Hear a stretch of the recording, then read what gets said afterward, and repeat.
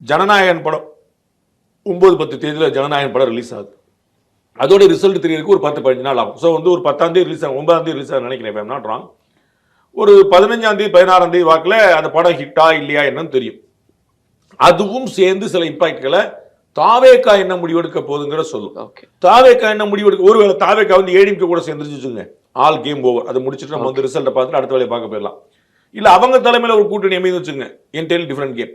இல்லை இருக்கிறது இப்போ ஸ்டேட்டஸ் கோ, இன்னைக்கு நம்ம பேசிட்டு இருக்க ஸ்டேட்டஸ் கோ தான், அது வேற கேம். ஸோ அது எல்லாமே வந்து உங்களுக்கு ஜனவரி இறுதியில் ஒரு ஃபுல் ஃப்ளட்ஜ்டு ஒரு ஸ்கோப் கிடைக்கும் நான் நம்புறேன். Jan 26 நீங்க சொல்றதே சார், ஜனநாயகன் படம்ன்றது அவ்வளவு பெரிய இம்பாக்ட் கிரியேட் பண்ணுன்றது இருக்கா? அவர் ஒரு சினிமா நட்சத்திரம் தானே. அவருடைய பெரிய பலம் இன்னைக்கு என்ன? திரு விஜய் அவர்களுடைய பெரிய பலம் அவருடைய கொள்கையா, அவருடைய கோட்பாடா, அவருடைய லட்சியமா, அவருடைய திமுக எதிர்ப்பா, தமிழ்நாடு காணாத ஒரு புதிய பார்வையா, என்ன சொல்லுங்க? அவருடைய மிகப்பெரிய பலம் அவருடைய திரைப்பிரபலம்.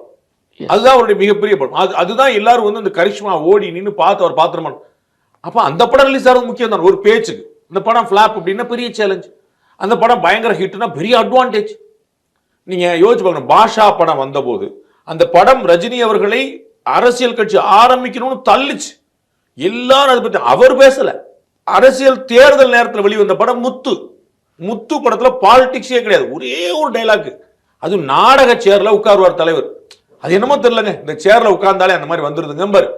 அதுக்கு தியேட்டர் பூரா அப்ளாஸ் சொல்லிச்சு. அப்ப அந்த காலம் தான். முத்து படத்துல பாலிடிக்ஸே கிடையாது. மீனா பாட்டுல ஒரு இடத்துல கட்சி எல்லாம் இப்ப நமக்கு எதுக்கு, அவ்வளவுதான். அது காலத்தின் கையில் அது இருக்குன்னு சொல்லி போடுது. அதான் அவர் வந்து அந்த பக்கமே போகாம இருந்த பேர் கூட அந்த முத்துங்கிறது வந்து பெரிய, ஏன்னா அது தேர்தல் நேரம். அது மாதிரி இப்ப தேர்தல் நேரத்தில் அந்த படம் வருதுங்கிறனால அதுக்கு ஒரு இம்பார்ட்டன்ஸ் பெருசா இருக்கும், எதிர்பார்ப்பு பெருசா இருக்கும். திரு ஓபிஎஸ் அவர்கள், திரு செங்கோட்டையன் அவர்கள், திரு வைத்திலிங்கம், திரு மனோஜ் பாண்டியன், திருமதி சசிகலா, இப்படி யார், திரு டிடிவி, இப்படி யார் வெளியே போனாலும் இழப்பு தான்ற. ஆனா அது பேரிழப்பா மொத்தமும் அதிமுக காலியான இல்லைன்ற உங்களுக்கு புரியுதுக்கா? 2021 சட்டமன்ற தேர்தலை சந்தித்த போதே அதிமுக திருமதி சசிகலா கிடையாது, ஏடிஎம்கேல திரு டிடிவி கிடையாது. ஸோ இரு பெரும் தூண்கள் வந்து இல்லாத போதே அதிமுக தேர்தலை சந்திச்சிருச்சு, சரிங்களா?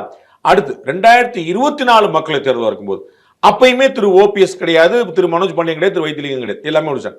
அப்ப அவங்களுடைய பொசிஷன் அங்கே தான் இருக்கு. அப்ப ஒரு இழப்பு தான், no doubt it is a loss. அது நான் மறுக்கவே இல்லை. நான் பல முறை சொன்னது, ஒவ்வொரு சீட்டா போனாலும் போனதுதான், ஒவ்வொரு ஓட்டா போனாலும் போனதுதான். அப்படி இழக்காம இருக்கிறது நான் உங்கள்கிட்ட சொன்னேன். ஒரு 120 நாள் எல்லோரையும் மரவணைச்சு போறல ஒன்றும் பெரிய கொடுமை இல்லை. அது இப்படி ஒன்று செய்யணுமா அப்படிங்கிறது இல்லை.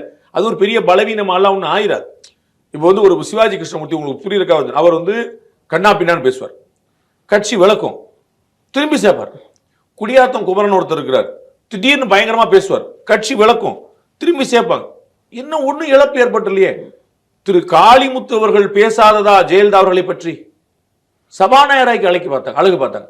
எஸ்டிஎஸ் வந்து பண்ணாத விஷயமா சபாநாயகருக்கு முதலமைச்சர் எம்ஜிஆருக்கு எதிராக கவர்னர் போய் பெட்டிஷன் கொடுத்தார். அவர் திரும்ப போய் சேர்ந்துக்கிட்டாரு. அப்ப ஆர் எம் வீரப்பன் அவர்கள் ஜானகி பக்கம் இருந்தாங்க, இந்த பக்கம் ஜெயலலிதா எதிர் இருந்தாங்க. ஸோ எல்லா எதிர் துருவங்களும் ஒன்றிணைஞ்சிருக்கு.